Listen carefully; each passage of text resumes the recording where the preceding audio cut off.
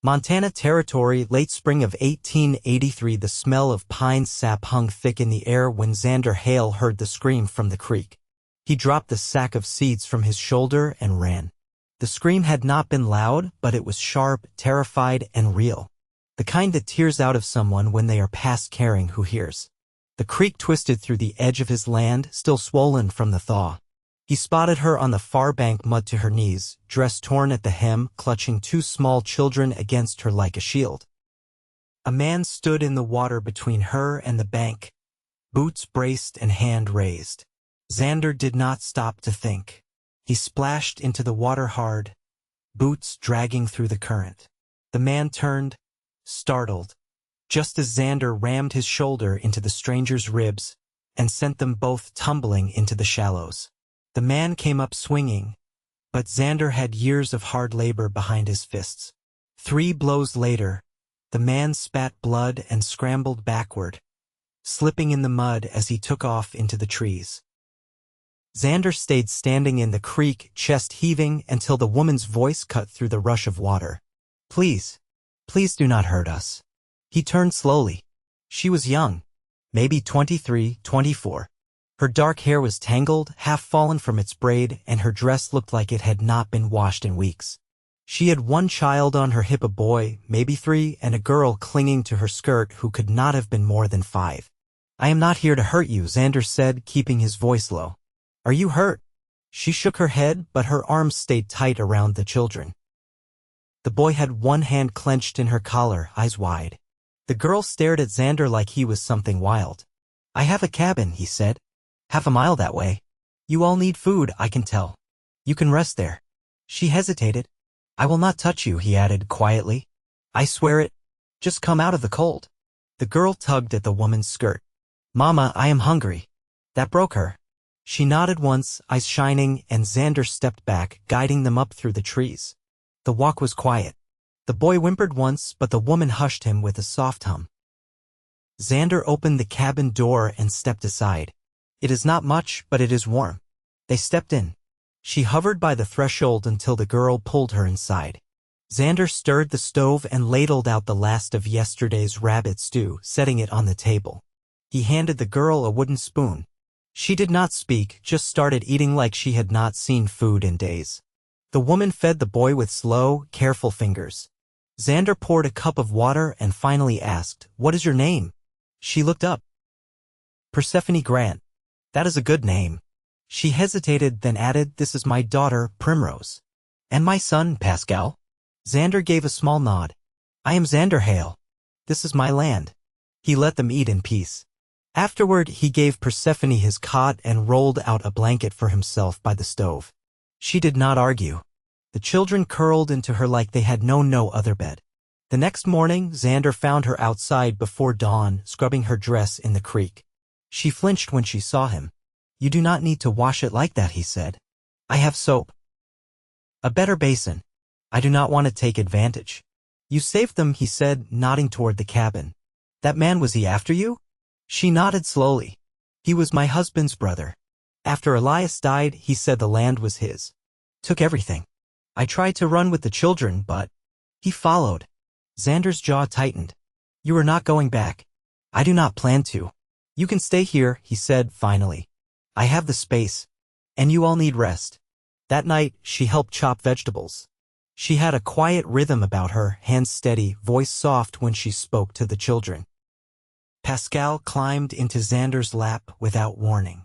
The boy smelled like wood smoke and soap. He tucked his head under Xander's chin and sighed. Persephone stared at them, blinking fast. He does not take to people, she whispered. Xander just kept his arms around the boy. The days passed. Xander fixed the roof while Persephone planted carrots in the side garden. Primrose followed him like a shadow, asking about the chickens, the pigs, the bees. He taught her how to hammer a nail straight. At night, the children fell asleep earlier. Persephone began to smile again. They sat on the porch in the dark, the stars wide above them, her shoulder brushing his. I did not think I would ever feel safe again, she said one evening. You are safe here, Xander said. She turned to him, Her eyes were tired, but warm. I know. The next morning a rider came, a lawman from Great Falls with a warrant for the brother-in-law's arrest. Someone downriver had seen the fight and reported it. Xander gave his statement and the man nodded. He will not come back, the lawman said. Not after what he did. After he left, Persephone stood by the fence, watching the trees. You are free now, Xander said. She looked at him. I do not know what to do with that. Start over, he said. If you want. She reached out, her fingers grazing the back of his hand. What if I want to start over here? Xander turned his hand over, lacing their fingers. Then you already have. The frost lifted from the grass earlier each morning, and with it came the steady rhythm of new routines. Persephone rose before the sun now, not with fear braced in her spine, but with quiet purpose.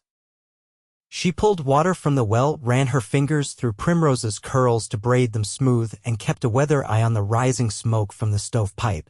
One afternoon, while Xander was splitting cedar near the fence line, she brought him a tin cup of boiled sassafras. He took it without a word, the wind stirring the edge of her apron as she stood beside him. I've been thinking, she said, watching his axe sink into the round. You've let us stay without asking for anything. But I was a midwife back before we lost the homestead. I can offer that here. Women in these parts must need the help. Xander looked up, sweat shining along his temple. You've done enough already. That ain't the same, she replied evenly. I don't want to be taken care of. I want to be useful. He studied her a long moment, then nodded once. There's Mrs. Larch down near the pass. Swollen to bursting. Could be any week now. I'll walk there this evening, she said. If she'll have me. She turned back toward the cabin, and he watched her go barefoot in the grass, skirt swinging, the curve of her spine straight as a blade. Behind her, Pascal toddled after a grasshopper, his laughter light and high. That night, after the children were settled, she stepped back through the door with a worn leather satchel over one shoulder and a ribbon of pride in her smile. She said yes, Persephone said. Told me she's been praying someone would come help. Her last baby came so fast her husband nearly fainted. Xander stirred the coals in the hearth, then looked at her. You walk back alone? Well, Samson's boy rode me in his cart on the way there. On the way back, I had my own 2 feet. Wasn't far. Silence settled, warm and close. Persephone sat near the fire, unpinning her hair with careful fingers.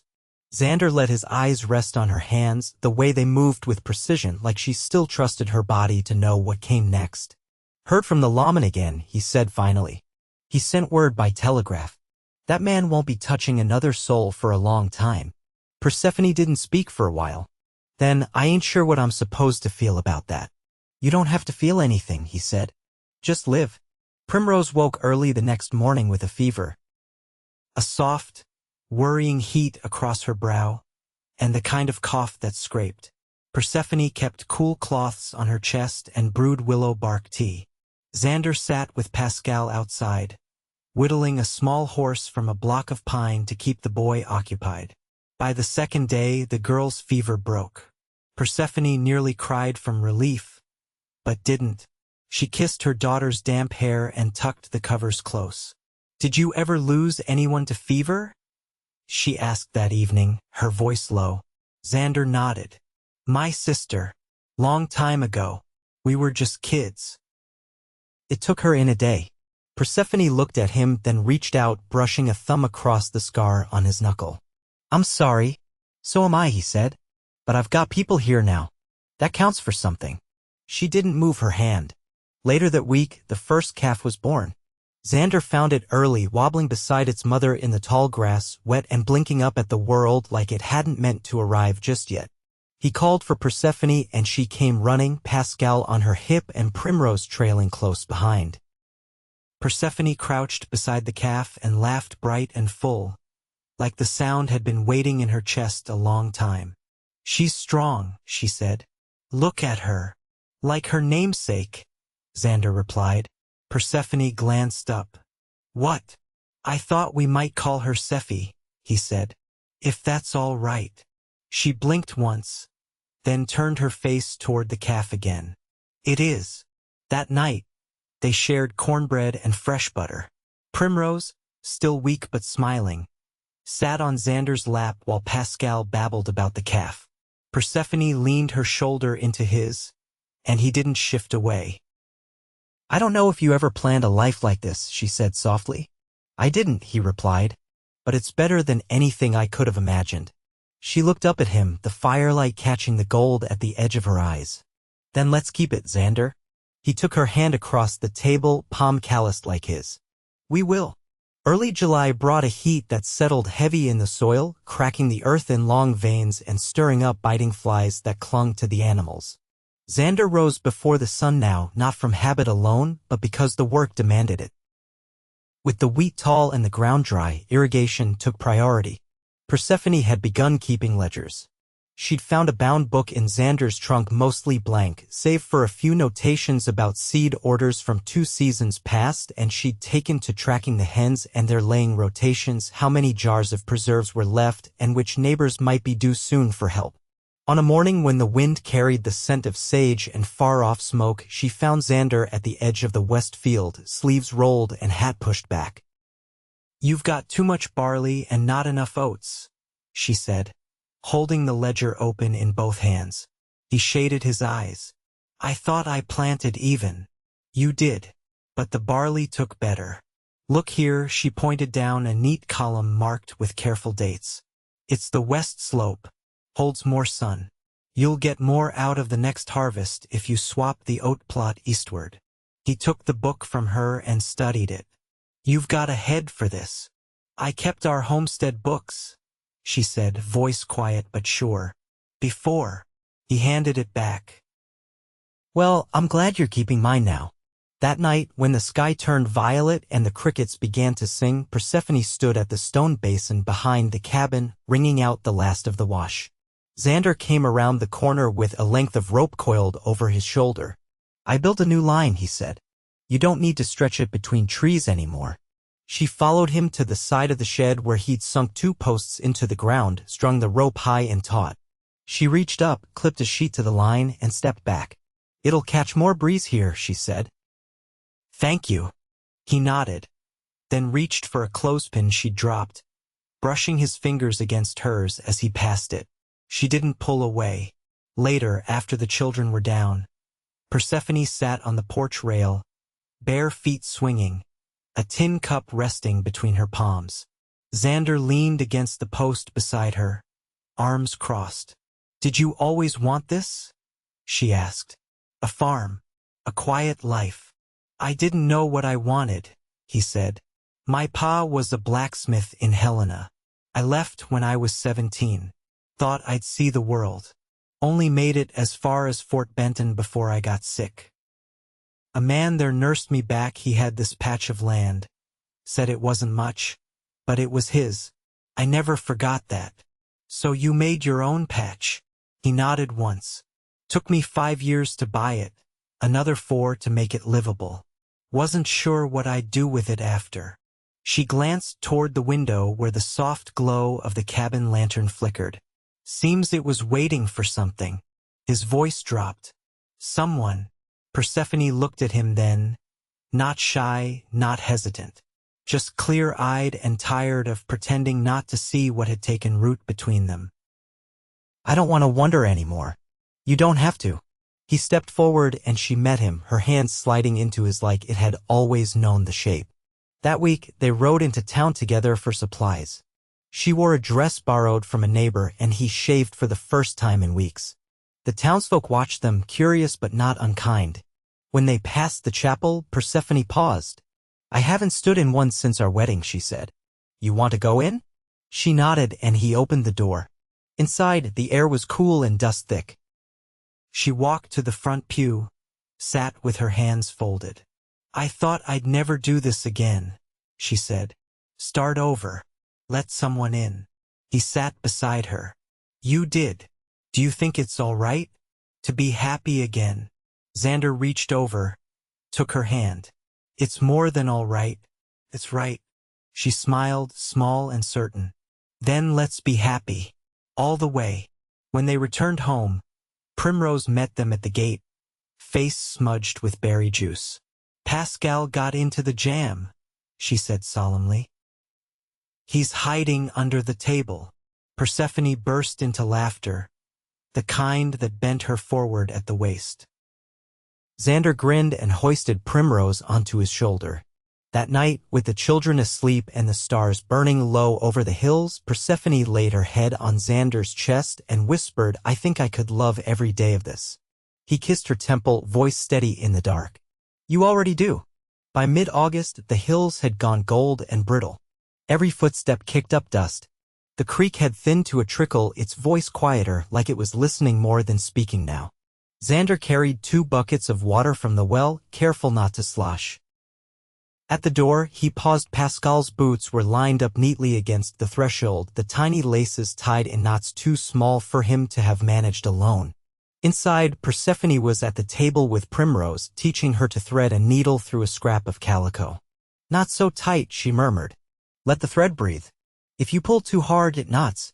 Primrose frowned, tongue pressed between her teeth. "Mama, it keeps tangling." Persephone leaned closer, her voice steady. "Then untangle it. You can't give up just because it's stubborn." Xander set the buckets down and said, "That goes for grown folks too." Primrose beamed.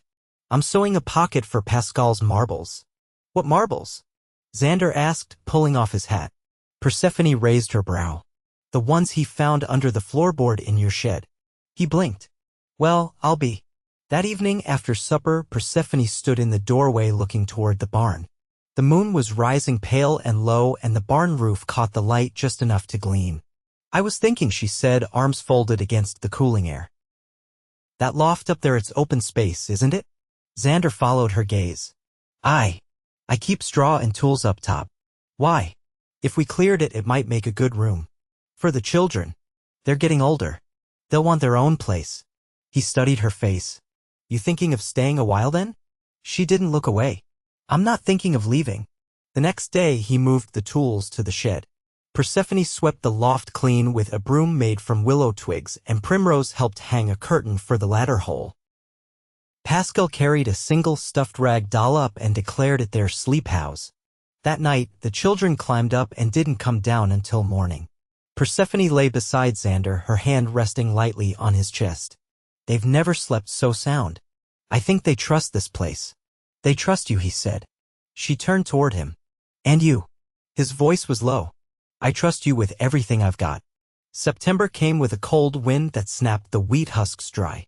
They harvested in long hours, him cutting, her binding. Xander noticed the way Persephone's back stayed straight through the work, how she never paused to rub her hands raw even when the blisters cracked open. One afternoon, as they leaned against the fence sharing a heel of bread and apple slices, she said, "Do you know what I miss most?" He looked up. "Tell me." "Dancing." She smiled, but her eyes stayed thoughtful. "Not the fancy kind. Just the way we used to when the fiddles came out and the babies were asleep in a wagon nearby." "I can't say I'm much good at it," he said. She laughed softly. "Don't need to be. Just need to want to." He wiped his hands on his trousers and stood. "Well then, come on." They moved to the open patch near the garden, her hand in his other at her waist. There was no music but the wind, no crowd but the stars. Still, their feet found a rhythm. He stepped slow and careful, her skirt brushing his boots. "You're leading," she whispered. "I've been following you since the day at the creek." She didn't answer, but her eyes filled again, not with fear or sorrow, but a quiet fullness he hadn't seen before. Later, as they banked the stove for the night, she reached into the cupboard and pulled out 3 jars of peaches she'd set aside. "I was saving these for winter," she said, "but I think we deserve one now." They shared the thick syrup and fruit on warm biscuits, the children licking their fingers in delight. That night, as the cabin quieted and the coals dimmed, Xander took her hand where it lay on the quilt between them. "I've been thinking," he said, "about vows. Not just to keep you safe, but to build something with you, something that lasts." She turned toward him fully now. "I don't need a preacher to tell me what I already know," she said. "But if you want to speak it plain, I'm listening." "I love you," he said, She held his gaze steady and sure. Then we're already wed in every way that matters. In the stillness after, with the wind brushing the walls and the feel of her fingers laced through his, Xander closed his eyes. The farm was no longer waiting. It had become the place it was always meant to be with her in it. By the time the maples turned, a slow crimson creeping up their edges, the roof beams above the loft had been stuffed with wool scraps to keep the cold from sinking into the children's bones. Persephone packed the jars in rows beneath a quilt-lined crate in the root cellar, her hands practiced now in the rhythm of storing away against winter. Xander had begun carving small pegs for the barn wall, a place to hang the children's coats when they came in from feeding the hens. He worked with his sleeves buttoned despite the warmth, a quiet shiver in his shoulders that he hadn't spoken of. Persephone noticed but didn't press not yet. That evening, while folding laundry near the hearth, she found his undershirt stiff with dried blood at the shoulder. She didn't call out, just laid it flat in her lap, stared at the rusted stain, and waited until the fire cracked sharp enough to mask the sound of her breath catching. When he stepped inside, boots dusted with hay, she lifted her eyes. How long's it been hurting? Xander looked from her face to the shirt, then back. Since I took that fall off the south fence. Back in May. That was nearly 5 months ago. I thought it'd ease. She stood, slow and deliberate, carrying the shirt to the basin. You've got a wound that hasn't healed. And you've been swinging an axe on it. I didn't want to worry you. I'm not worried, she said, wringing the fabric hard. I'm furious. He approached, cautious. I didn't mean to keep it from you. You didn't keep it from me, she said, turning. You kept it from yourself. That's worse. Xander didn't answer, only sat on the bench and began unlacing his boot. Pascal stirred above in the loft, then settled again. The silence held until Persephone crossed the room, took a folded cloth from the cupboard, and knelt before him. Take off your shirt, she said. He obeyed, quiet. The wound was a thin, angry seam near his shoulder blade, the skin around it puffed and pale. She cleaned it with boiled water, her hands steady and cool. You've been favoring it, she said, dabbing gently. That's why you've been rising slower. I'm not used to anyone noticing. Well, you'd best get used to it. He caught her wrist lightly, not enough to stop her, just enough to be felt. You're not angry anymore. I'm still angry, she said. But I'm also yours. That means I'll put the salve on every day until it closes. He looked at her, eyes steady. I'll try harder. To let you see me? Good, she said, smoothing the linen over the wound. Because you're not alone anymore. Not in anything. The next day, she sent Primrose to gather yarrow from the slope behind the cabin. The girl returned with a full apron and a proud grin. Together, they boiled it into a poultice. Xander didn't complain when she pressed it to his back.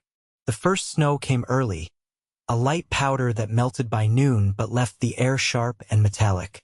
Pascal stood at the window, nose pressed to the glass, whispering to himself about snow spirits and sleep rabbits. Persephone watched him with a quiet fondness, her hands wrapped around a cup of chicory. That afternoon, a knock came at the door. Xander opened it to find a woman wrapped in a thick green shawl, her eyes red from wind. You the one who helped Mrs. Larch? She asked, voice brittle.